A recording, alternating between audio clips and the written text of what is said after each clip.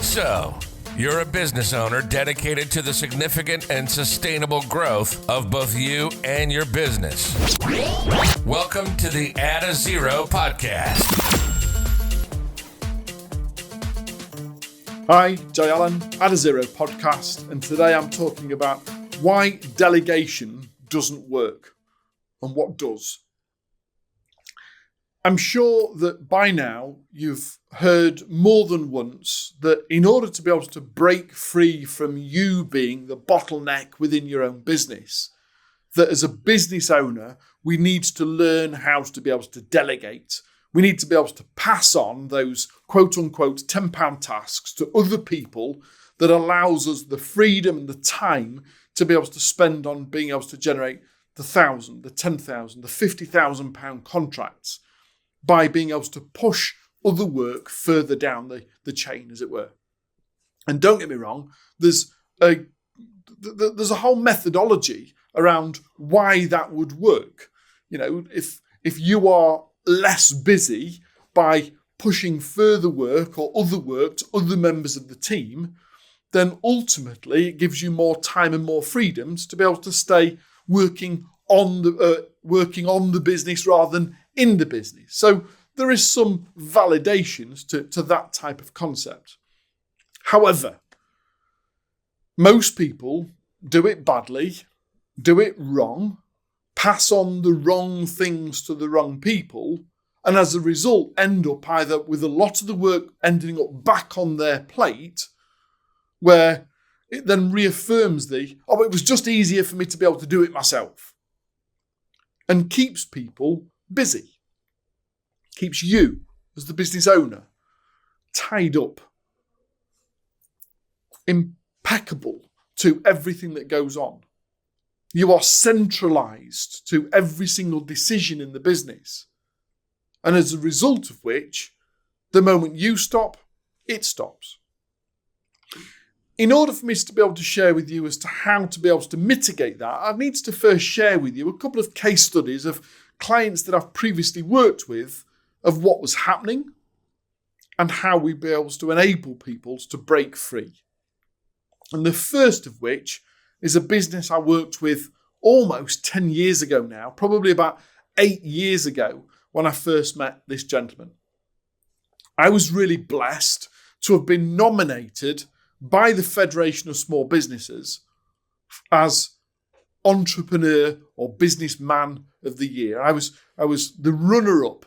I came silver, if you like, in the runnings, but I was the runner-up in Businessman of the Year. I think it was about 2010, maybe, and 2008, 2009. Might have been 2009 that I was runner-up as FSB's Businessman of the Year.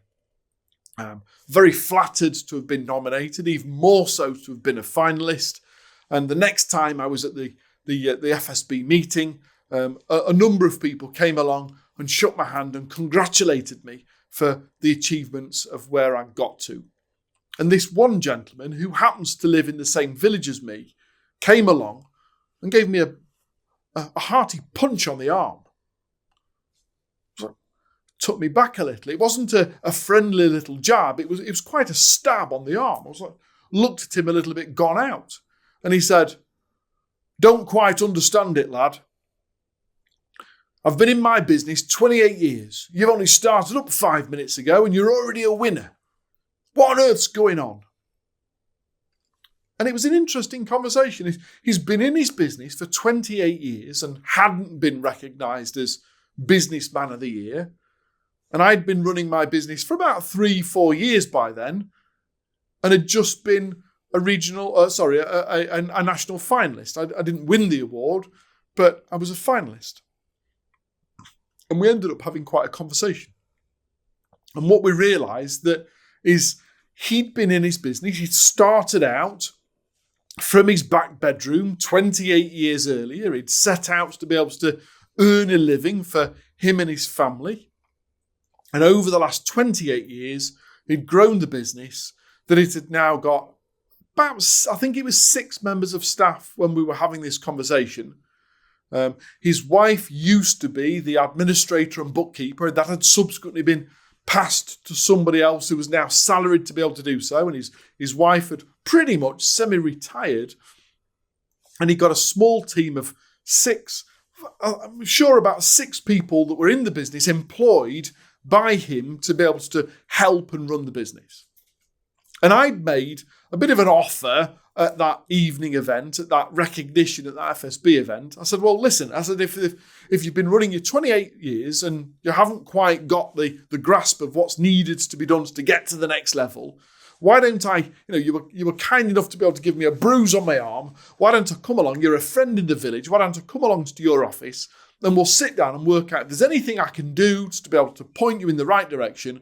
I'll come along and I'll give you an external viewpoint. Perhaps we could compare notes and establish if there's anything that's missing or that I could contribute to. It was a general guidance and advice from perhaps just looking at things from a different perspective. We were completely different industries, different sectors. There was no competition between us. He was just somebody else as an FSB member. We happened to live in the same village. It was a case of a kind offer of support. And I went along. The following day or so, I'd spoken to my office manager and said, listen, I won't be in the following morning. I'm going to go and see a friend. If there's anything that runs up that you're unsure about, just give us a ring and I could be available to you over the phone. But I won't be in the office first thing tomorrow morning. I'm going to go and see a friend. Can you look after things in the office? And that was enough for my office manager, Sharon, to be able to run the office for a day or so whilst I met with this chap and sat down and had a conversation. And I sat with him and I was gobsmacked. To be honest with you, I was horrified that this man was in business and was allowed to employ staff. That's a bold statement. But what I found was a multi-6-figure business that ran from his head. I'm not really into computers, lad. I don't really understand all of that technical stuff.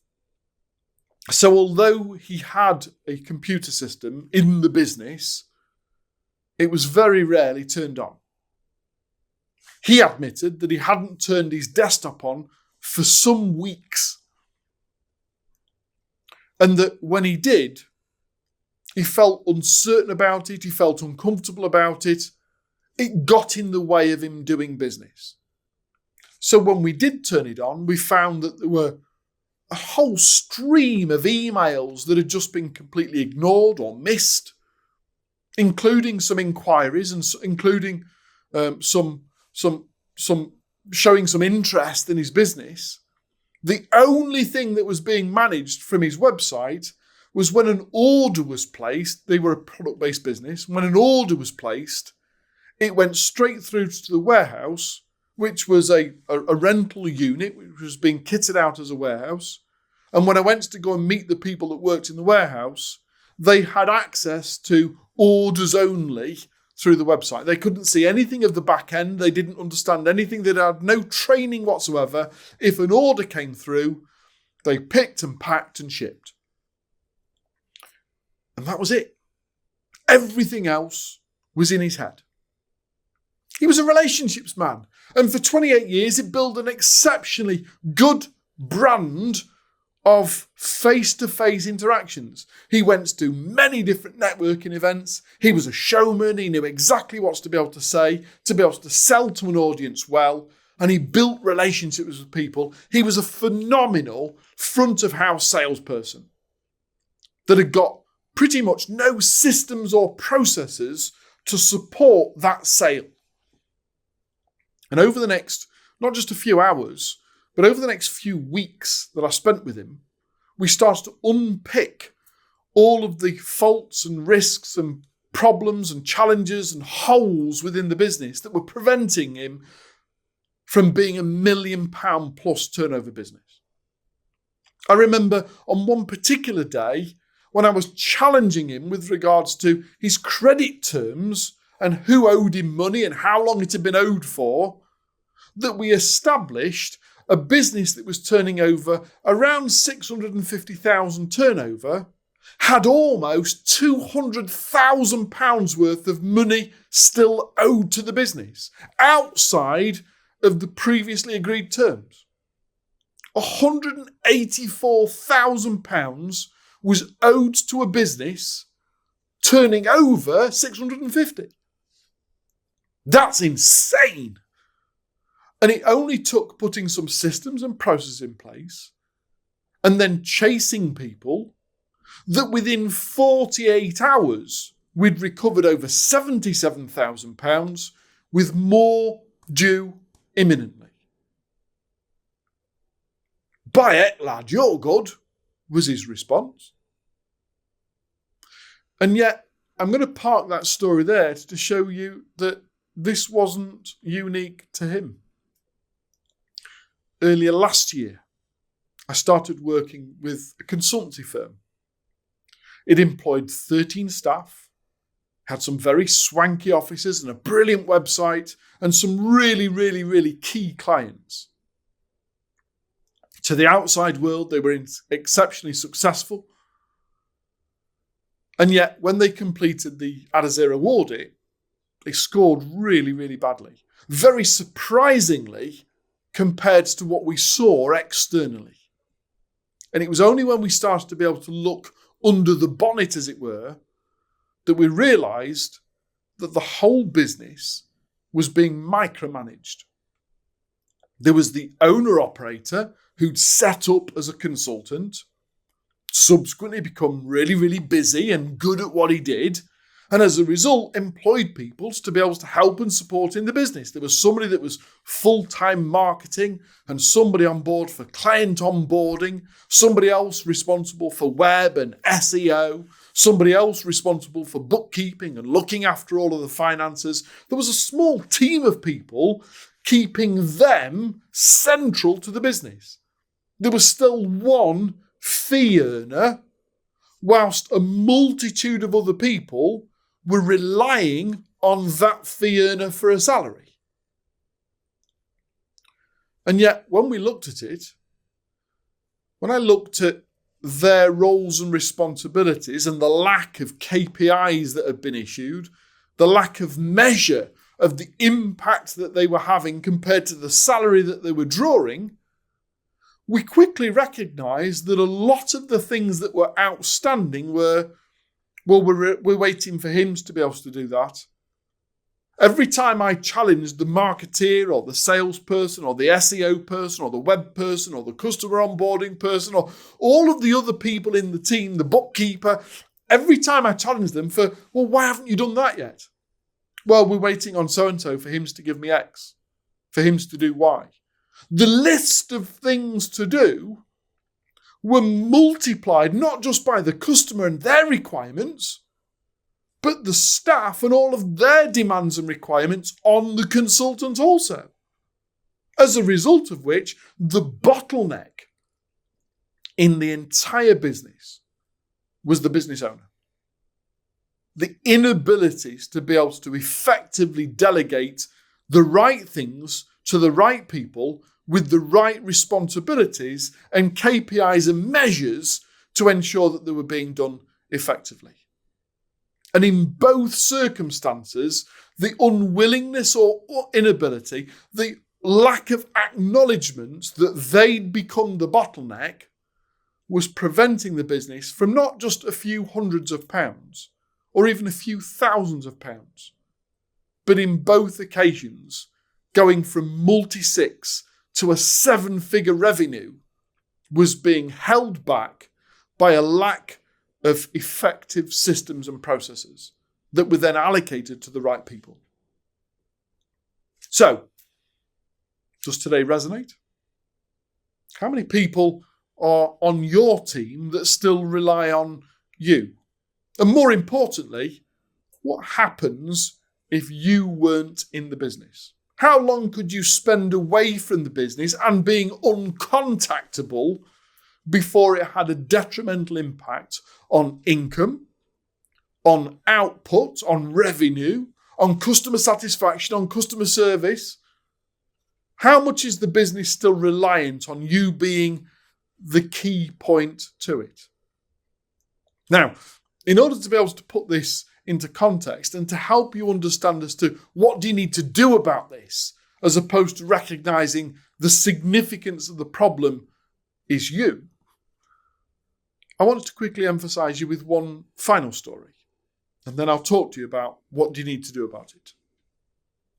About 2 years ago now, I was talking at a large conference about how to scale to exit, how to scale and how to be able to scale to sale, if you like. I was sharing with people the valuation of a business, not from a blow your own trumpet perspective of revenue and targets and turnover, but on how a buyer would be able to knock you down on price from your perceived value to what they were willing to pay by looking at a business as a sellable asset, as opposed to as an income generator. I was talking all around preparing for sale. And there was a young couple in the audience, husband and wife. The young man was already running to the all best in terms and purposes, a successful business. He'd already got a almost multi-seven-figure revenue business in the low million turnover revenue, about 1.7 at the time that I met him, and employed 35, 36 staff, most full-time, a couple of part-timers, but had a large team, had a large unit that he was renting from on a long-term basis. To all intents and purposes, had a successful business. And his wife, sat alongside him, was a lot more taking notes and interest than he was. He was a young man in his late 30s, really, really driving the business forward, very devoted business owner, incredibly fast at being able to learn and implement, and was growing fast and taking on more staff and more contracts all the time. And his wife, recognizing that he was up earlier, home later, often really quite stressed and tired, chasing around all over the place, trying to keep up with things, sometimes on those, once the kids have gone to bed, back in the office or back on the laptop. His wife started to recognize the toil on which being a successful business owner was having on him as a husband, as a father, as a friend, and so made some more notes. And after the event, was approached and suggested that perhaps they might be interested in learning about how to prepare for a sale. Not now, but to have preparation in place. And he was very quite aloof about it. Listen, I understand that you know what you're talking about, but this is not for me. I'm still in my early 30s. I've got no plans to be able to retire just yet. I'll take your business card, but I'll be in touch in 20 years' time. And his wife took a business card and said, I think we'll be in touch a little bit before then. And sure enough, over the coming months, they ended up on our mailing list, and I'd sent them some more information about who we are, what we do, some of the results that we've had, some of the impacts that we've had with case studies over the time. And by the September, we'd signed a contract to be able to say that we were going to do a short piece of work with them, auditing their existing business and giving them a fully fledged and bespoke, tailored report on the things that they might consider doing to prepare for that at some stage in the future. To have an exit plan, whether you choose to implement it or not. They've chosen to contract us to be able to at least put that in place for them and help them to understand as to what would need to happen. It's rather a good job that we did, because less than a month later, whilst this guy was training to run for the London Marathon, he'd got aspirations to be able to improve his own health, and had got a personal trainer involved, being able to help and prepare him for a 26-mile race.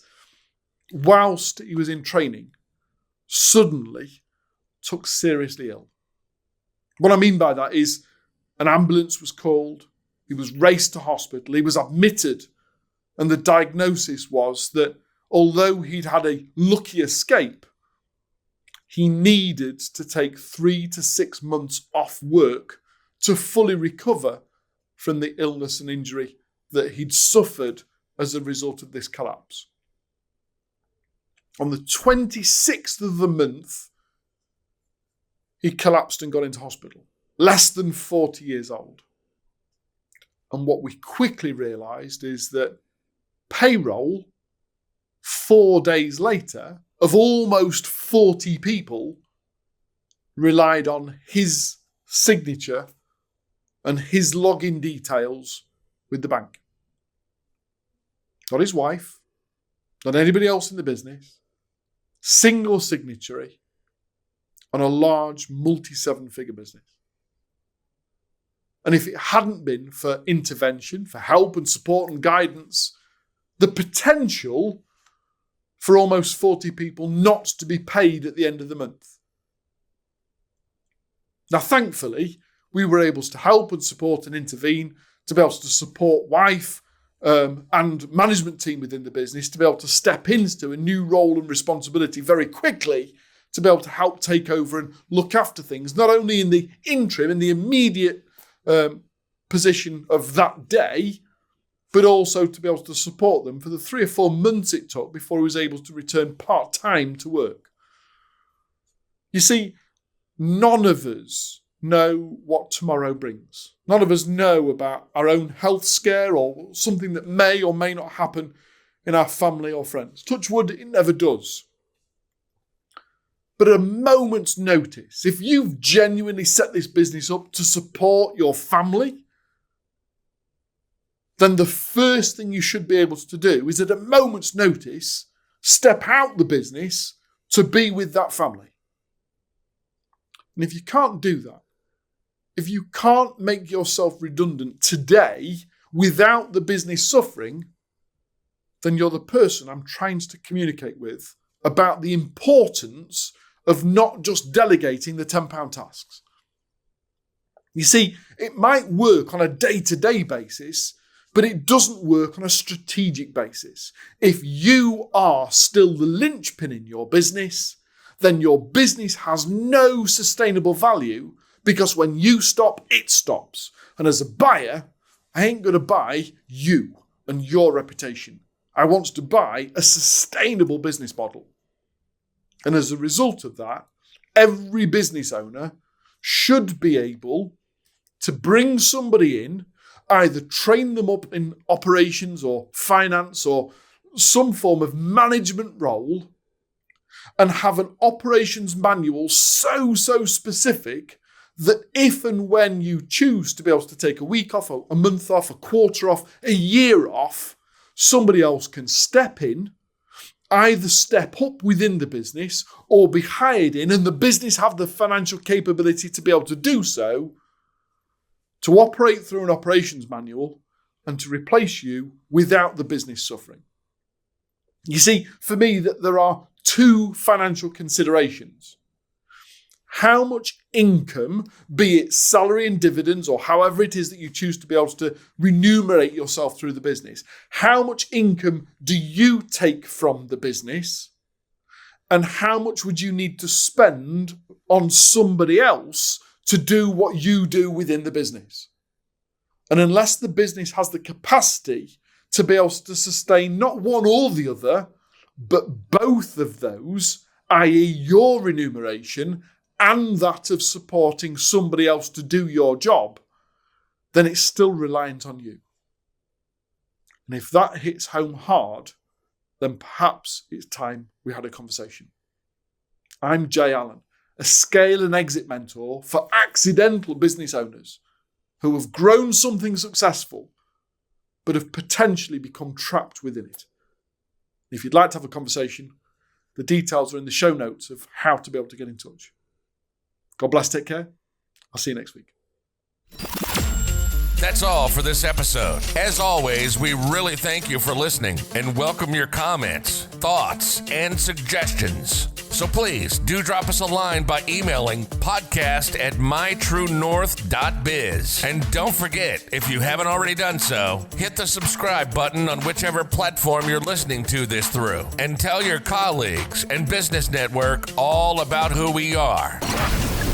You've been listening to the Add a Zero podcast presented by Jay Allen. Brought to you in association with TrueNORTH, the UK's leading ethical coaching company.